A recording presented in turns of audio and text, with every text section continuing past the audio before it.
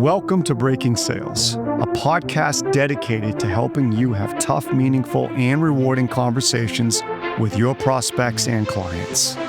In meaningful, what we mean is these are the conversations you truly feel like you are the prospect or client's conversational peer. There's no anxiousness or uncertainty holding you back. You feel a sense of calm and confidence in asking the tough questions. You're not thrown off by the bad news, and you expect the prospect to think about and invest into the conversation as much as you do. On Breaking Sales, we use the filter of psychology and innate human behavior to deconstruct the many misleading sales approaches that actually work against your efforts to build trust and close the business. Let's get started. Every prospect walks into a decision process believing they're being objective. It's not actually something they think about. It's more or less subconsciously assumed. They've reviewed their options, talked internally, and gathered information. They believe they're simply making the best decision available to them. The problem is, none of us make decisions without the influence of biases. Our past experiences, our previous successes and failures, our loyalties, even our fear of making the wrong decision all shape how we see the situation long before the conversations even begin. The biggest mistake many sales professionals make is trying to prove, persuade, or argue those biases away. And that's the fastest way to make someone, your prospect, get defensive and dig their heels in. Think about how you respond when someone is trying to tell or prove to you that doing something new and different is your best choice. Knowing that choosing something new or different will require you to admit that what you've currently been doing hasn't really worked, even though you have a lot of time and effort invested in it.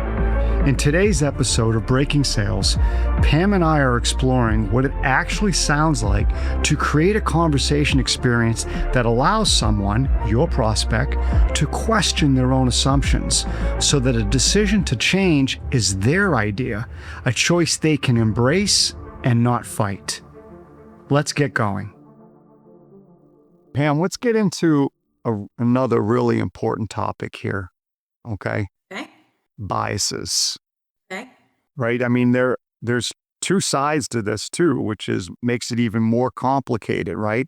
There's the sales professional biases, and then there's the decision maker prospects biases.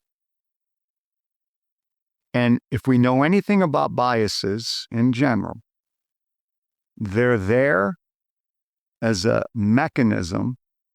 It's almost like a program that we have in our brains to keep us safe. Not necessarily to help us, not necessarily to help us get better, evolve, or create things that are new and different, but more likely to just keep us safe where we are. And if you're open to it, Dan, I want to talk about the biases that exist with your prospects. Love to. So we have a lot of different clients: commercial insurance, commercial real estate, financial wealth advisors. We have a lot of different clients. And one of the things that I'm noticing as of late, and maybe it's just as the business environment has progressed and competition enters the equation, but a lot of times there's multiple stakeholders that are involved in some of these decisions as to whether or not to hire you and or your service and or your product. It's not as easy anymore as dealing with one person. And so one of the things that's come up a lot in conversation, especially as, sales years come to an end and we're starting to evaluate our activity and how we did on helping people figure out if they should be coming to our organization. And we start talking about some of the things that caused us to potentially not win a deal. And biases is like front and center of this conversation. So I just thought it would be helpful, just to go through some things that you have to remember regarding bias when it comes to your prospect. So Dan, I think you and I can both agree to your point. My job as a sales professional is to come in with some level of objectivity. So let's assume that's happening. Let's assume I understand my role is to be objective, but I know darn good and well that my prospects and multiple prospects based on the amount of decision makers involved are not objective. Most likely each one of them is coming in with some predetermined bias. And I think it's important for our listeners to understand is you're not going to get someone to overcome their bias by proving they're biased. I mean, that's the first thing. And it's funny, Dan. How would that sound? Let me tell you why you're wrong. Let me tell you why the information says differently. Like it's amazing sometimes how I don't think you realize. So you're trying to tell me that my bias, like I already have a bias. You're trying to tell me that. It's just going to make people defend their bias even harder. Okay. For example, Pam, I think Lappin 180 is too small of an organization for us. No, we're not. No, we're not. No, we're not. What? It's unbelievable how it's like, it doesn't work. So in that situation, right? Just what do? Just right in that situation, someone says, well, I don't know if Lappin 180 has the scale or Lappin 180 is big enough to support us. The detachment that we have says, don't label that good or bad. We may not be. Yeah. And the benevolence and the high intent says, hey, you know what? We may not be. Let's turn into it. And I would turn into that and I'd say, hey, Pam, I got it. I hear you loud and clear. What's causing you to come to that conclusion? What's on your mind? We understand. Let me understand. So to your point, Dan, people change their minds when they don't feel like you're attacking them. You're not trying to overcome their bias. So to your point, I just want to understand that perspective. There's probably a reason that you came to that conclusion. Let's talk about it. Maybe we're not going to be a good fit because of that reason. So let's talk about it a little bit more. But trying to start with, well, this isn't going to be a fair fight because you're already labeling us as a small firm is not the way to go. It's not even a negative. What's funny, Pam, is it's not even a negative because you don't know anything about it yet. You don't know how they came to that conclusion. You don't know any of their past experiences or what their current perceptions are and what they're basing those perceptions are. You can't label it. You have to just stay neutral and turn into it. Absolutely. And try to separate. I've noticed this too. When people are comfortable kind of sharing, like, here's what I'm coming into this. Here's why I probably don't feel like you're going to be a fit. We automatically, I hear this all the time, don't like that person because they're already biased. I don't like that person. And when I was taking all those psychology courses, Dan, during COVID, one of the things that they talked about with bias is you've got to separate the belief from the person. You have to separate that. Just because Dan feels that way, there's no reason for me to have a certain feeling about Dan one way or another. Separate it. Dan has this belief for a reason. It has nothing to do with who he is as a human. Let me understand why he has that belief. Let me just give him the space to talk about his lens and not label him as somebody I'm not going to like because he's already determined that this isn't going to work. Can we go to Washington, D.C., and can we teach this class? Right. Yep. I mean, right? That would be on steroids. Right, exactly. Well, and the other thing too we talk about all the time is if you're gonna challenge me and how I feel about something in a first conversation, probably not going to overcome my bias. It's not going to happen in one conversation. Yeah, you can't ask the questions with the intent of proving someone wrong or overcoming their bias. You can't. Nope. They're not going to change their minds that quick. Yeah. You have to ask the questions to seek to understand it. That's the difference. It's the intent of what you're doing that matters in that moment. Exactly. And I understand, like, this is where the real skill comes in, is for me to be able to gain some of the perspective on your biases without making you feel like the prospect that I'm trying to angle myself to win. And this is the hard part, Dan. You've got to be so good at making sure someone feels like you're just going to try to tell me why my bias isn't accurate. You're going to try to tell me why I'm wrong. You're going to try to overcome my objection. That's the skill. That's the skill. And to your point, Dan, maybe saying something like, gosh, I didn't think about that when talking to your organization that you might feel we're too small. That's a good point. Let's talk about it. Like acknowledging maybe you as the sales professional should be thinking differently about this. Create that safe place for someone to feel comfortable sharing with you. This is why I feel the way I do. And don't make it about them. It's about their belief, and understand where that belief comes from and be open to, you know what? They actually might have a point that I haven't considered. Thanks for listening to Breaking Sales. If you're enjoying this episode, you might also like episode 201, How You Start Does Have a Cost, where Pam and I discuss why the opening minutes of a conversation can determine everything that follows. Pam, this is really interesting because I recently, just this week, had a conversation with one of our clients. And here's how it went, because I got a chance to watch some film study of one of their prospect meetings. The prospect on the call said, listen, we're going to make a change. And then he says, we think. We've been with our current provider for 10 years, but recently we've had team changes with them. They seem distracted. They have missed a couple deadlines for us. And we feel like they've given us all their ideas and we haven't gotten anything new, fresh, or proactive from them in a while. Literally, that prospect said that. And to the producer, the sales professional's credit, they turned into it. They said, okay, you just shared a lot, right? Let's start at the beginning.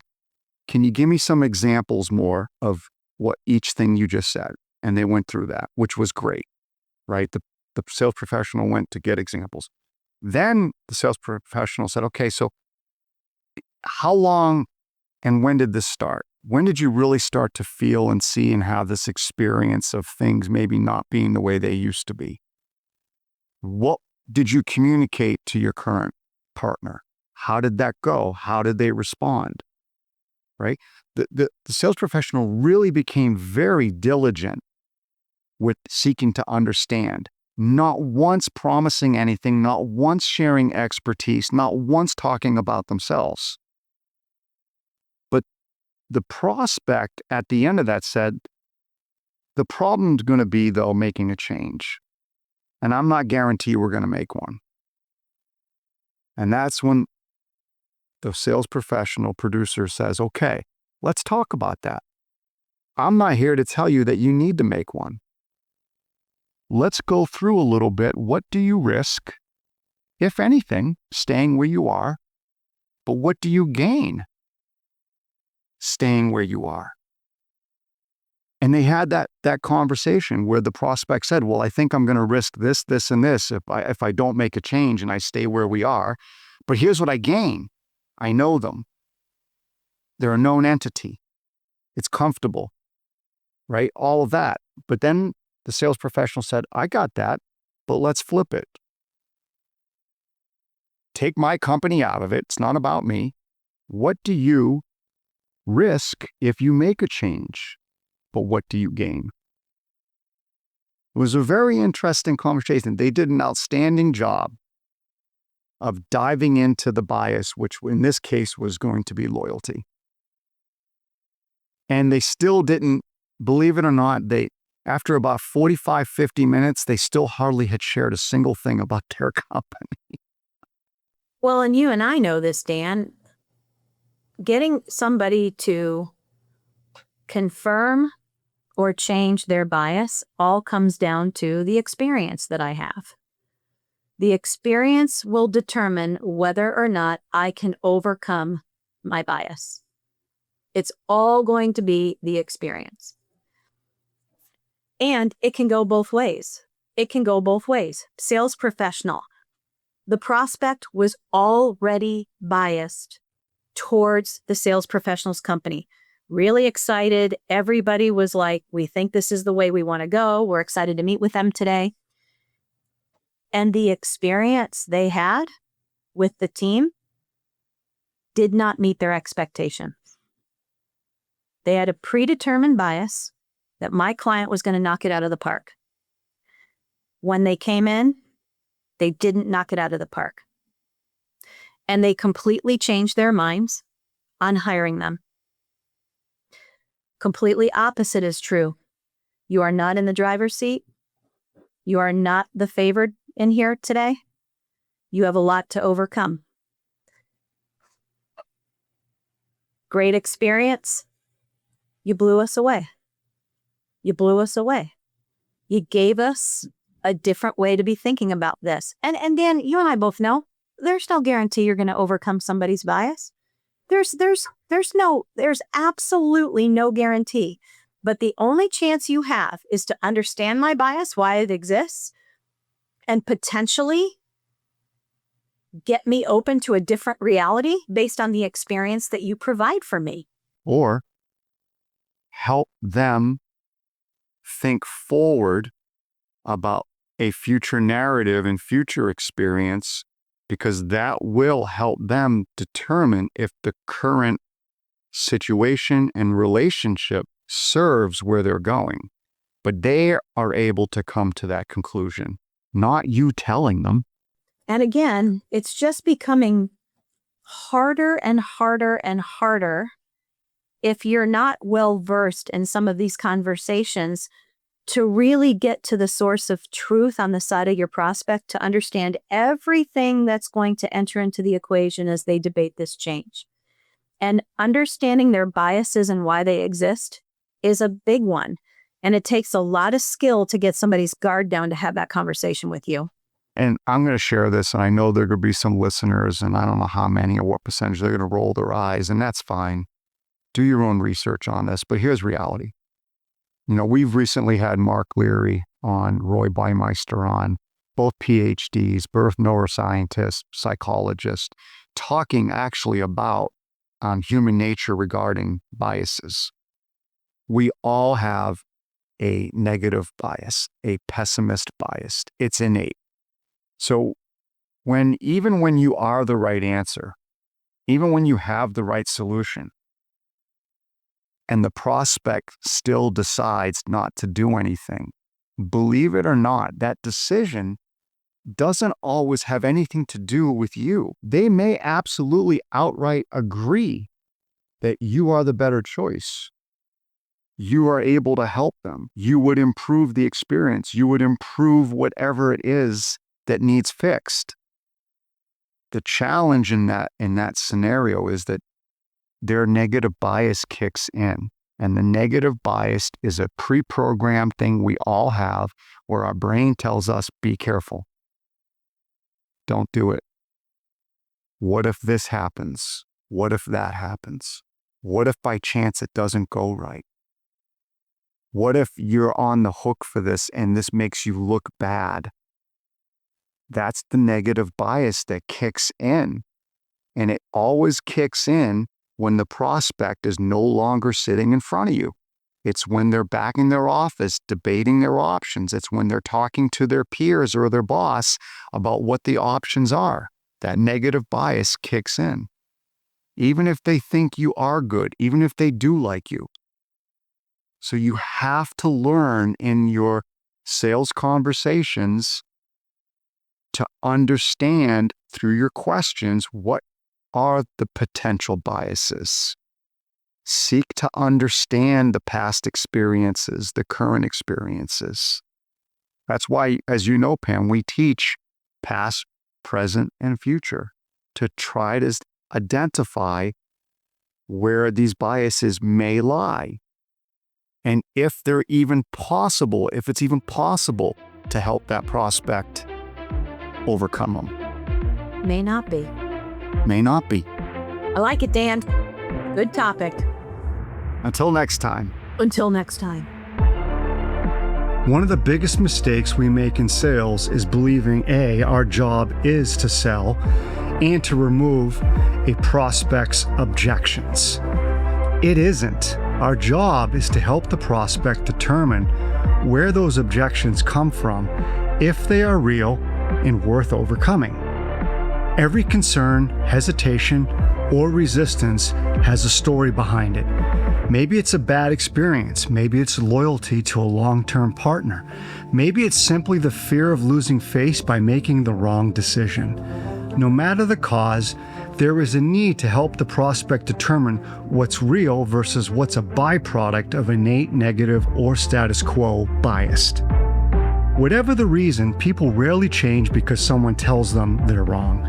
They change because they experience something that allows them to see the situation differently. The next time you hear something that feels like resistance, don't rush to defend yourself or your company. Get curious. Ask where that belief came from.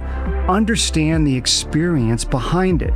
Because once people feel understood, they're far more willing to examine and question what they already believe.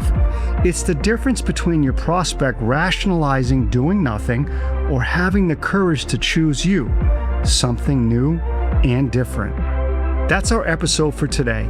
If you're enjoying Breaking Sales, we'd really appreciate it if you left us a rating and review on Apple Podcast or Spotify, and subscribe to our YouTube channel if that's where you're listening. Thanks for joining us. Until next time.